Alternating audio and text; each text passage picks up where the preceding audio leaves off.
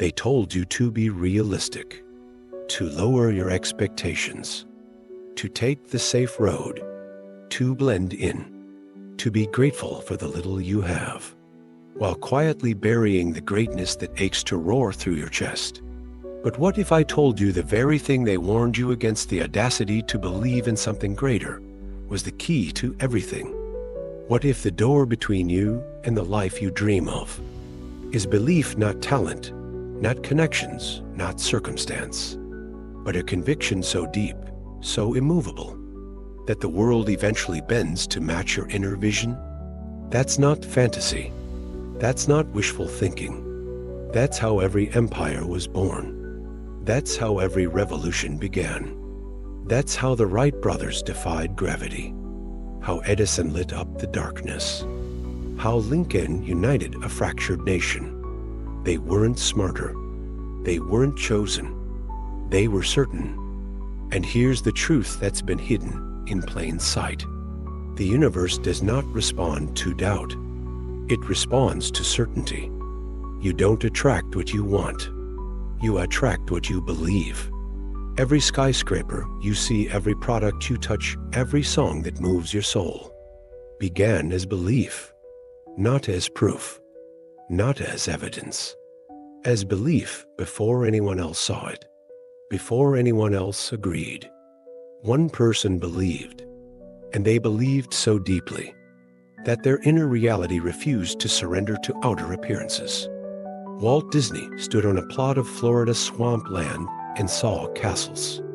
He was laughed at, mocked, denied by 300 banks. But he didn't need the world's agreement. He had already seen it in his mind. He believed before it existed.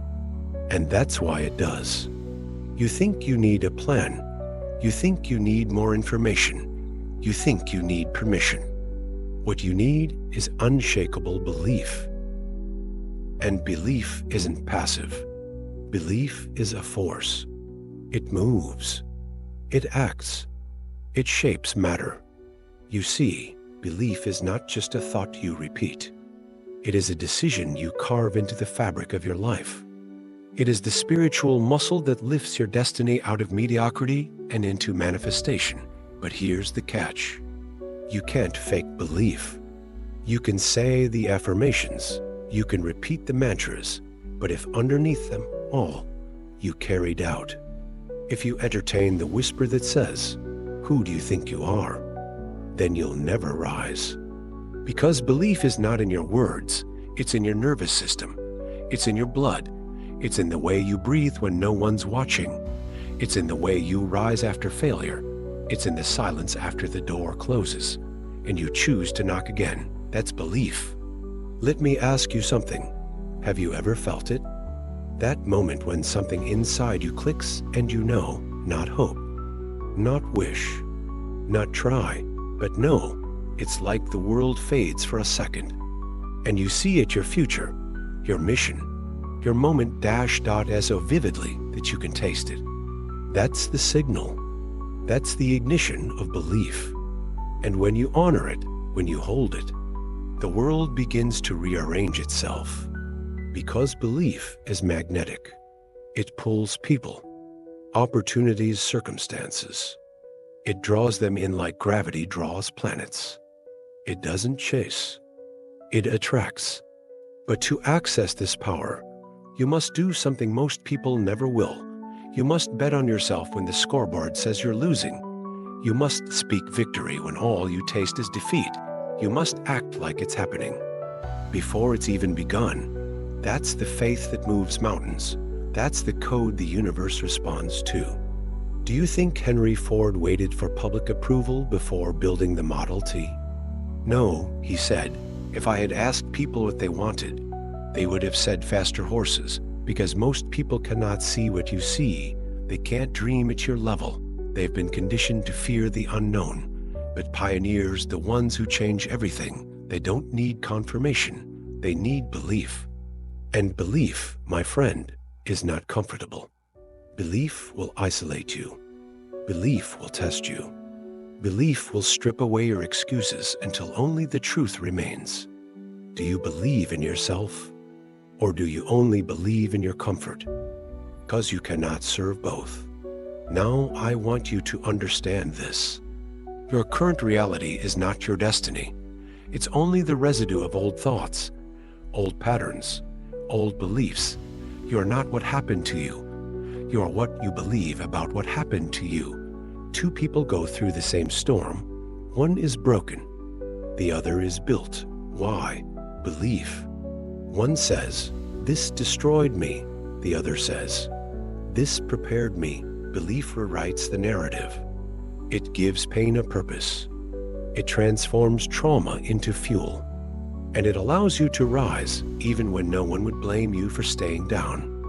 This is why some of the world's most legendary figures came from hardship. Carnegie had nothing.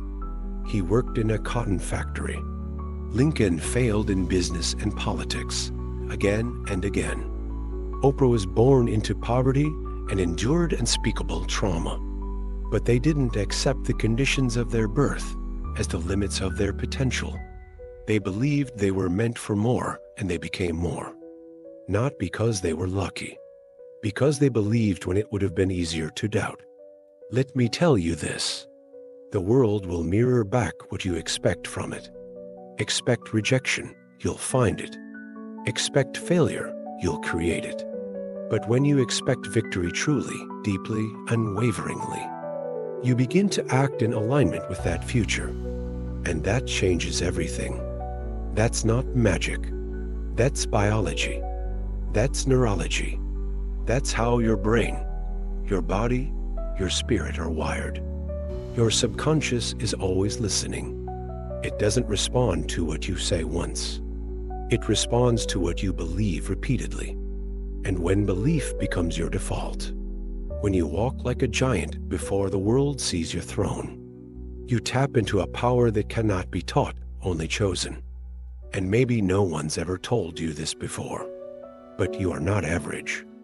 You are not born to blend in. You are not designed to follow. You are born to build. You were born to lead, to imagine, to transform invisible dreams into concrete impact. And if you've forgotten that, if the world has beaten it out of you, if the voices of others have drowned out your own, then this is your reminder. The power still lives in you. The spark never left. It's waiting for you to remember. But you cannot wait for someone else to believe in you first. You must go first. You must declare it. Even if your voice shakes, even if your hands tremble, even if no one else claps, you clap for yourself. You walk through the fire. You rise from your knees and decide, I am done doubting. I am done settling. I am done asking for permission. From this moment forward, I believe. And belief, when held with intensity, becomes vision. And vision, when pursued with discipline, becomes destiny. So when the fear comes because it will, when the doubts whisper because they will, when the storm rages because it must, you anchor yourself. You hold the line. You remind yourself, this is not the end. This is the becoming. Belief doesn't mean you never feel afraid. It means you act anyway. It means you rise when logic says fall. It means you trust what you've seen in the silence more than what you see in the storm. Because the universe doesn't respond to conditions. It responds to your core. And if your core is built on unshakable belief, there is nothing that can stop you. You don't need proof to believe. You need belief to create the proof. Because every great thing in history didn't begin with what was obvious.